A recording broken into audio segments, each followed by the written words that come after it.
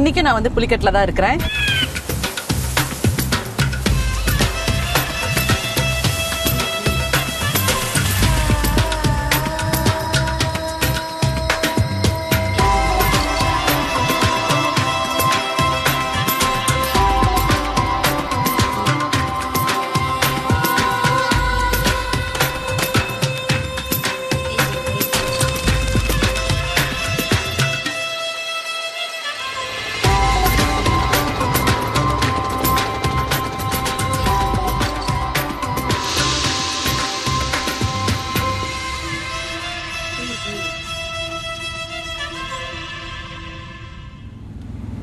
ஒரு சின்னதா டிரைவ் போயிட்டு இருக்கேன் ஊரை சுத்தி. இங்க வந்து நிறைய ஹிஸ்டாரிக்கல் பிளேசஸ் இருக்கு. ஸோ ஒன்னொன்னா இன்னைக்கு நான் வந்து சுத்தி பார்க்க போறேன். லாஸ்ட் வீக் பாத்தீங்கன்னா நான் நல்ல பெரிய பெரிய நண்டெல்லாம் பிடிச்சி நண்டு மசாலா பண்ணியாச்சு. இன்னைக்கு வந்து ஃபர்ஸ்ட் ஸ்டாப்பிங் வந்து ஃபிஷ் மார்க்கெட் போலாம் அப்படின்னு இருக்கிறேன். இந்த ஃபிஷ் மார்க்கெட்ல வந்து கிட்டத்தட்ட hundreds of varieties of fishes இருக்கு அப்படின்னு இருக்கிறாங்க. ஸோ அதெல்லாம் ஒன்னொன்னா நான் போய் ஆராய்ச்சி பண்ணலாம் அப்படின்னு இருக்கிறேன். அதுல இருந்து ஒரு ஃபிஷ்ஷை வாங்கி இன்னைக்கு வந்து இந்த ஊர்ல ஒரு ரொம்ப ஃபேமஸான ஒரு டிஷ் இருக்கு, அதை தான் சமைக்கலாம் அப்படின்னு இருக்கிறேன். ஸோ இங்கே பேசிக்காக டச் கலரு அப்படின்னு ஒன்று இருக்குது. இது வந்து இந்த ஊரை என்டர் ஆனோன்னு லெஃப்ட் ஹேண்ட் சைடில் ஃபர்ஸ்ட் இதுதான் நம்மளால் பார்க்க முடியுது. ஸோ இந்த ஊருக்குள்ளே வந்தோடனே ஃபர்ஸ்ட் நம்ம கண்ணில் படுறது இந்த டச் கலரை தான்.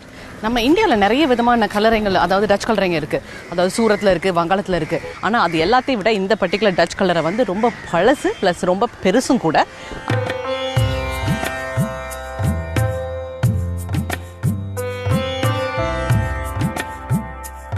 அது மட்டும் இல்லாம ஜெனரலா நீங்க இந்த கலருங்கள் எல்லாம் பாத்துட்டீங்கன்னா சிலுவை வந்து அவங்க வந்து பதிச்சிருப்பாங்க. ஆனா இந்த பர்டிகுலர் கலரில் என்ன ஃபேமஸ் அப்படின்னு பாத்தீங்கன்னா, அதாவது போன்ஸ், அதாவது எலும்பு கூட வந்து பதிச்சிருக்காங்க. அதுவே ரொம்ப வித்தியாசமான ஒரு விஷயம். ஸோ ஜெனரலா டச் பீப்புள் இங்க வந்தது அவங்களோட ட்ரேடுக்காக தான். ஆனா கடைசி வரைக்கும் அவங்களோட கனவு வந்து பலிக்கவே இல்லை.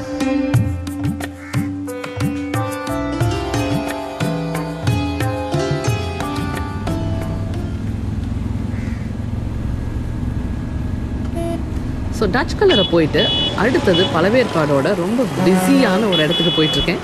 இது இந்த ஊருக்கு ரொம்ப முக்கியமான ஒரு இடங்க.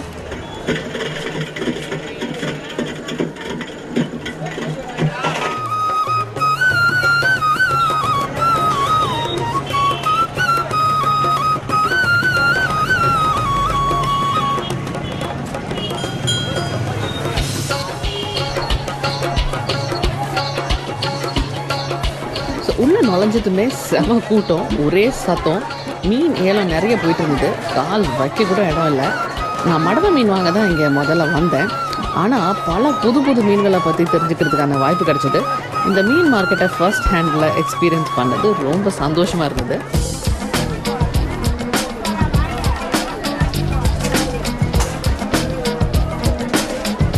உயிரோட மீன், பாம்பு மாதிரி நீளமான மீன், முள்ளு மீன், சில்வர் கலர் மீன், பெரிய பெரிய இறாலு, ஜீப்ரா மாதிரி கோடு போட்ட மீன், பல வெரைட்டி மீன்களை பார்த்து என்ஜாய் பண்ணிட்டு இருந்தேன்.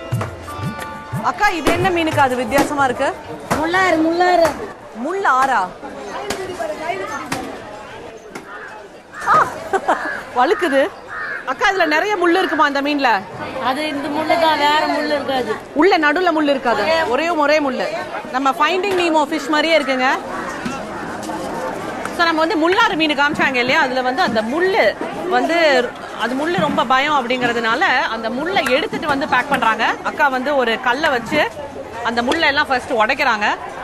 நம்மளோட வெண்டைக்கால வர்ற மாதிரி ஜவ்வு மாதிரி இந்த மீன்லயும் வருது. ஆனா அந்த தோல் உரிச்சா அந்த ஜவ்வு போயிருமாக்கா? ஸோ தோலை உரிச்சா அந்த ஜவ்வு போயிடும் அப்படிங்கிறாங்க. அக்கா அக்கா, அந்த மீன் என்னக்கா? அது காமிங்களேன். அது என்ன மீனுக்கா? இல்ல அந்த கலரா இருக்கே, இது வந்து நம்மளோட ஃபிஷ் டேங்க்ல போடுற மீன் மாதிரி இருக்கு. இது வந்து வரி வவ்வால் அப்படிங்கிறாங்க. இந்த மீனே வந்து ரொம்ப பெருசாயிடுச்சுன்னா பயங்கர விலை ஜாஸ்தியா. பாருங்க எவ்வளவு கியூட்டா இருக்கு. இந்த மீனே வந்து நீங்க குழம்புல போட்டீங்கன்னா சூப்பர் ருசியா இருக்கும் அப்படிங்கிறாங்க. ஸோ காலையிலே ஃப்ரெஷ்ஷாக ஃபிஷ் எல்லாம் பேக் வாட்டர்ஸ்லேருந்து பிடிச்சிட்டு வராங்க. அதை துணி மூட்டையில் கட்டி மார்க்கெட்டுக்கு எடுத்துகிட்டு வராங்க. ஒரு மூட்டையிலையும் பல வகையான மீன்கள் மிக்ஸ் ஆகியிருக்கு. அதை தனித்தனியாக பிரித்து கூடையில் போடுறாங்க. லோக்கல் பீப்புள் வந்து ஒரு கூடையை 160 ரூபா, 300 ரூபா, 400 ரூபான்னு ஏலத்துக்கு எடுத்து பக்கத்து ஊருங்களுக்கு போய் விற்று பணம் சம்பாதிக்கிறாங்க.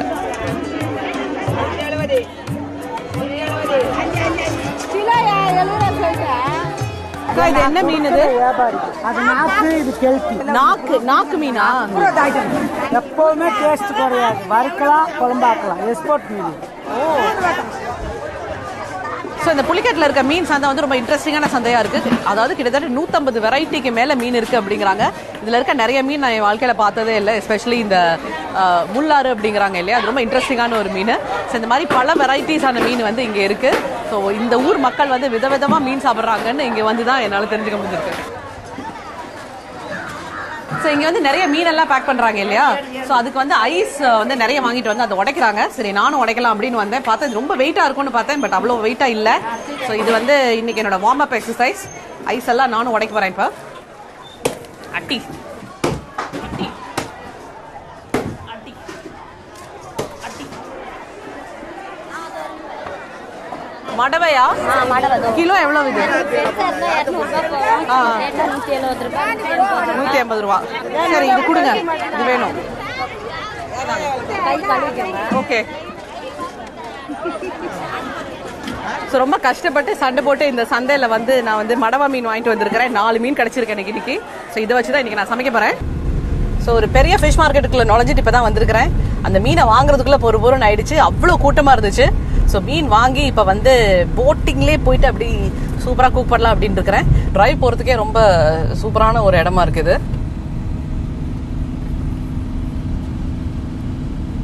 இந்த ஊரோட ஸ்பெஷாலிட்டி என்னன்னு பார்த்தீங்கன்னா அங்கங்க ஒரு குட்டி குட்டி தீவா இருக்கு. ஸோ காலையில் ஒரு போட் எடுத்துட்டு போய் அந்த ஒன் ஆஃப் த தீவில் டாக் பண்ணோன்னா அப்படி ஜாலியாக வாக்கிங் போயிட்டு வரலாம். சூப்பரான ஒரு ஃபீலிங்காக இருக்கும்.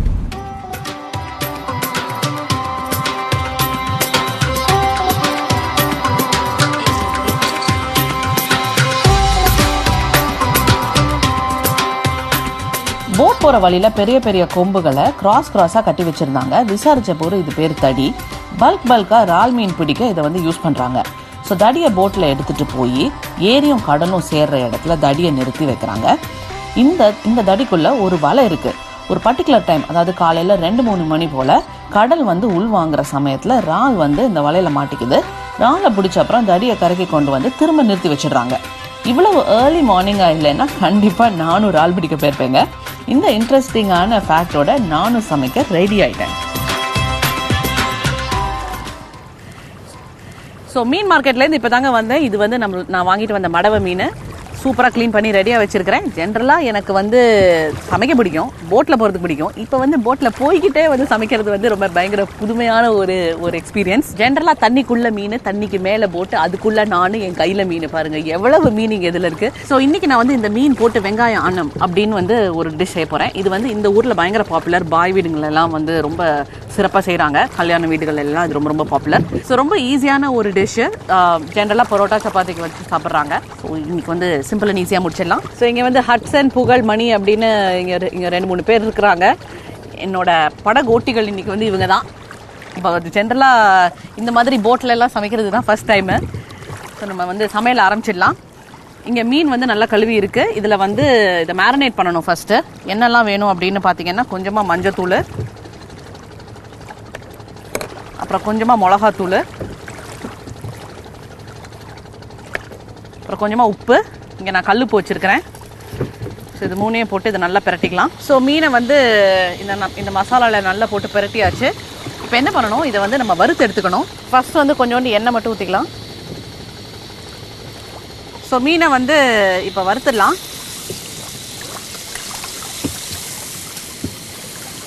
ஸோ மீன் வந்து ஓரளவுக்கு வெந்துடணும். மீன் வந்து சூப்பராக வறுபட்டுருக்கு.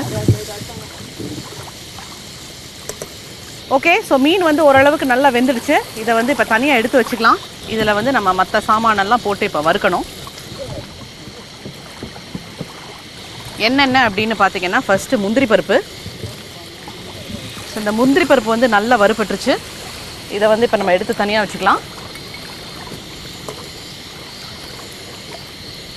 ஸோ இதே எண்ணெயில் வந்து வெங்காயம், தக்காளி ரெண்டையும் சேர்ப்போம். நல்லா ஒரு கையெரும்ப கருவேப்பிலை. ஸோ வதங்கிறதுக்கு என்ன பண்ணுவோம், லேசாக உப்பு போட்டு கொஞ்சம் நல்லா வதக்குவோம். மீனுக்கு வந்து நம்ம உப்பு போட்டாச்சு ஏற்கனவே. ஸோ இதோட கொஞ்சமாக இஞ்சி, பூண்டு, பச்சை மிளகா இது 3 சேர்த்து அரைச்சி வச்சுருக்கிறேன். அந்த பேஸ்ட் கொஞ்சோண்டு போட்டுக்குவோம். ஸோ இதோட வந்து சேர்த்து நல்லா ஒரு கையெரம்ப புதினா போட்டுக்கலாம். ஸோ இந்த மசாலா வந்து அட்லீஸ்ட் ஒரு 10 நிமிஷமாவது நல்லா வதங்கணும். நல்லா தொக்கு மாதிரி வரணும்னு வச்சுக்கோங்களேன். அப்போ தான் வந்து இந்த மீன் அணம் வந்து சூப்பராக இருக்கும். நம்ம படகோட்டிகள் வந்து சேஞ்ச் பண்ணிகிட்டு இருக்கிறாங்க, மாற்றி சேஞ்ச் பண்ணிகிட்டு இருக்கிறாங்க.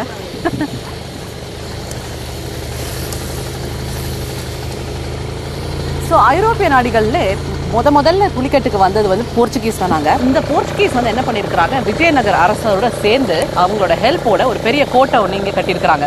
ஒரு 500 வருஷத்துக்கு முன்னாடி டச் பீப்புள் வந்து இங்கே ட்ரேட் பண்ணுறதுக்காக வந்திருக்கிறாங்க. அவங்க வந்து இந்த போர்ச்சுகீஸை வந்து விரட்டி விட்டுட்டாங்க வந்த உடனேயே.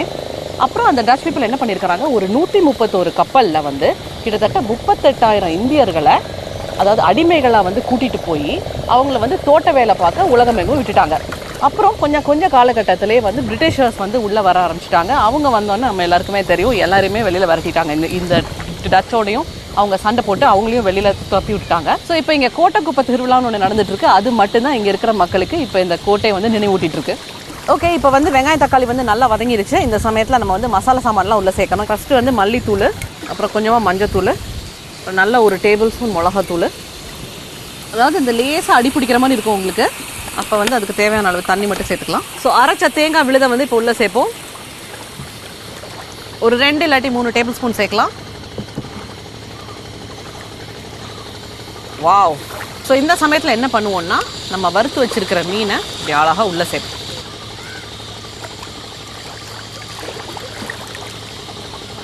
ஸோ இந்த மீனை வந்து ரொம்ப கிளறி விடாமல் அப்படி லேசாக திருப்பி போட்டு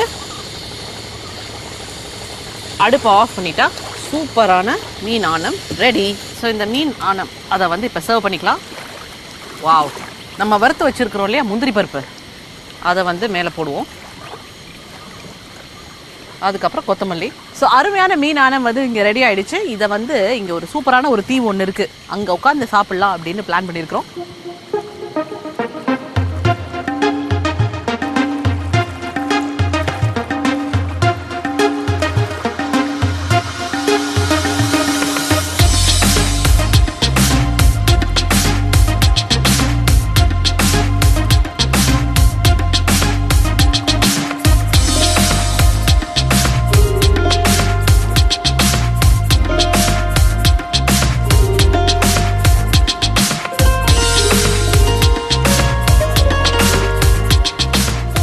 இப்போ ஃபிஷ் ஆனால் சமைச்சு முடிச்சாச்சு. சமைச்ச சந்தோஷத்தை விட இந்த பசங்க என்னோட சமையலை ருசித்து சாப்பிட்டது ரொம்ப சந்தோஷமாக இருக்குது. இப்போ கரைக்கு போக போகிறேன். இந்த ஊரில் ரொம்ப பழமையான வீடுகள் நிறைய இருக்குது. அதில் ஒன்று நான் சுற்றி பார்க்க போகிறேன். அதுக்கப்புறம் செல்வின்னு ஒருத்தங்க இங்கே கருவாடு விற்றுக்கிட்டு இருக்காங்க. அவங்களோட சேர்ந்து 2-3 பாட்டிகள் இருக்காங்க. அவங்க எல்லாருமா சேர்ந்து எனக்கு ஒரு கருவாட்டு குழம்பு வச்சு தரேன்னு சொல்லியிருக்காங்க.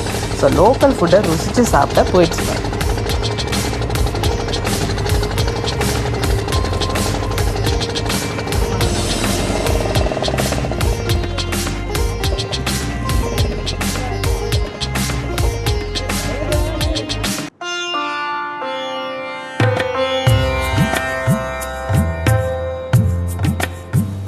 இது வந்து 400 வருஷம் பழைய வீடு. இதோட ஆர்கிடெக்சர் பார்த்தீங்கன்னா வெளியில வெயில் கொளுத்துது, ஆனால் உள்ள வந்து நல்ல சில்லுன்னு காத்தோட்டமா இருக்கு. அதான் இந்த வீடோட ஸ்பெஷாலிட்டி.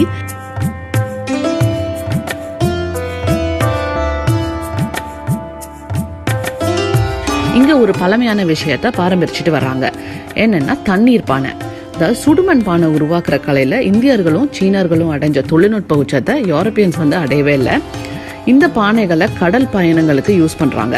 ஒரு சின்ன இரும்பு கம்பியை நல்லா காய்ச்சி பானையில வந்து தண்ணியை ரொப்பி அதை வந்து இதுக்குள்ள போட்டுடுறாங்க. 100 வருஷம் ஆனாலும் தண்ணி கெட்டே போகாதுன்னு சொல்றாங்க. அதான் நிறைய பேர் இன்னும் இந்த பானைகளை யூஸ் பண்ணிட்டு இருக்காங்க. இங்க வந்து சில டிராகன் பானைகள் இருக்கு. இது வந்து இந்தோனேஷியால இருந்து வந்திருக்கு.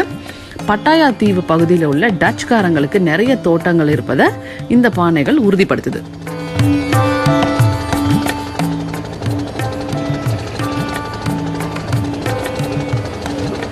இங்க செல்வி இருக்கிறாங்க. நமக்கு வந்து அருமையான கருவாட்டு குழம்பு ஒன்று வந்து பண்ணித்தரேன் அப்படின்னு இருக்காங்க. அது வந்து இந்த ஊரோட ஸ்பெஷாலிட்டியாங்க.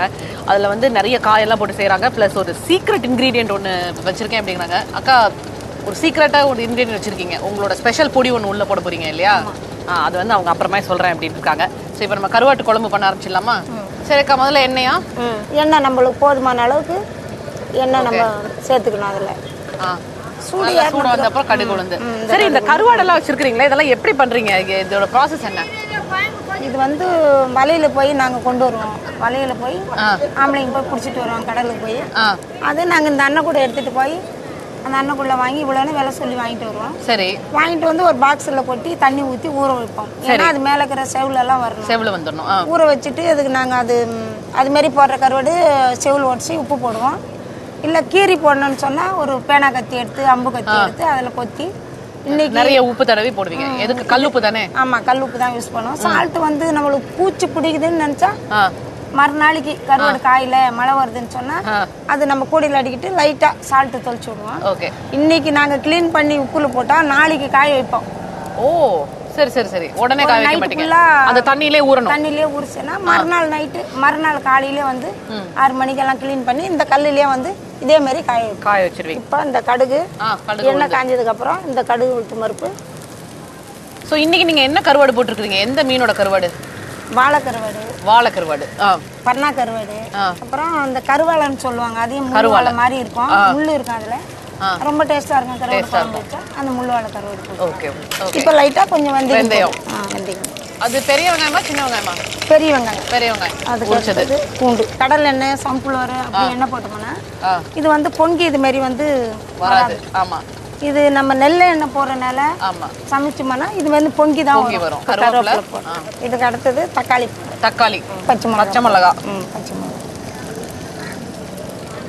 இதுக்கு அடுத்தது ஓகே, புளி கரைச்சி வச்சிருக்கீங்க, அதை ஊத்த போறீங்க. அது ஊத்த போறேன். ஸ்பெஷல் மிளகா பொடியை போடுறாங்க. இப்போ நம்மலாம் குழம்பு பொடின்னு சொல்லுவோம், அவங்க வந்து அதை மிளகா பொடின்னு சொல்றாங்க. அடுத்து நம்ம செல்வி அக்கா உப்பு போட போறாங்க. உப்பு போட்டுருங்க. புளி, மிளகாத்தூள், உப்பு எல்லாத்தையும் போட்டு சேர்த்ததுக்கு அப்புறம் முதல்ல கத்திரிக்காய் போடுறேன். அதுக்கப்புறம் உருளைக்கிழங்கு. அக்கா, இந்த மிளகாத்தூள் வந்து நீங்க சொன்னீங்க இல்லையா, அது உங்களோட ஸ்பெஷல் மிளகாத்தூள் அப்படின்னீங்க. அதுல என்னெல்லாம் சேர்ப்பீங்க? 1 கிலோ மிளகாய், 2 கிலோ தனியா. ஓகே. அப்புறம் 1/4 கிலோ கடலைப்பருப்பு, 1/4 கிலோ சிறுபருப்பு, அதை போட்டுக்குவோம். தோரம் பருப்பு 1/4 கிலோ போடுவோம். ஓகே. 100 மிளகு, 100 சீரகம், 100 வெந்தயம், கடுகு 100 கடுகு, கசகசா 100 கசகசா, பெருங்காயம் கொஞ்சமா ஒரு 50 கிராம் பெருங்காயம். அப்புறம் சுக்கெல்லாம் போடுறீங்க? சரி சரி, ஓகே. சுக்கு போடணும். அதுக்கப்புறமா மஞ்சள். அரைக்கும் போது என்ன செய்வோம், ஒரு நிறைய கருவேப்பிலை போட்டால் ரொம்ப வாசனை அடிக்கும். அதுக்கு எவ்வளோ போடணுமோ அவ்வளோ மிதமாக காய வச்ச கருவேப்பிலை அதில் சேர்த்துக்குவோம். சேர்த்து மிஷினில் கொடுத்து அரைச்சிக்கிறீங்க. இப்போ குழம்பு கொதிச்சு வந்துடுச்சு. கருவாடு. ஓகே. கருவாடு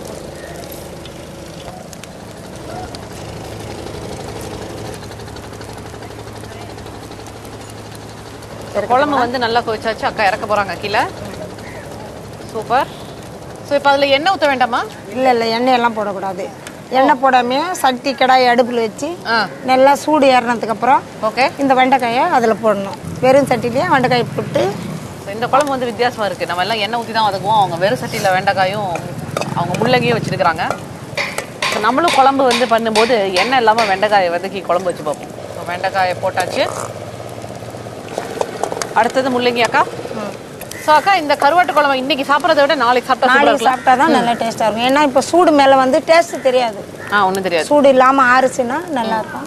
இது வந்து டயட் சாப்பாடு மாதிரி பண்ணிட்டு இருக்காங்க. எண்ணெயே இல்லாமல் வதக்கிட்டு இருக்காங்க. ஸோ முள்ளங்கியை வந்து இந்த குழம்புல ஃபைனல் டச் பண்ணிட்டாங்க. கவுச்சி வாசனை எல்லாம் எல்லாமே நல்லா கொதிச்சு தானே சூப்பர். அது சரி. கருவாட்டு குழம்பு முடிஞ்சது. ஓ, ஸோ அருமையான கருவாட்டு குழம்பு. சூப்பர் ஸ்மெல் வருது.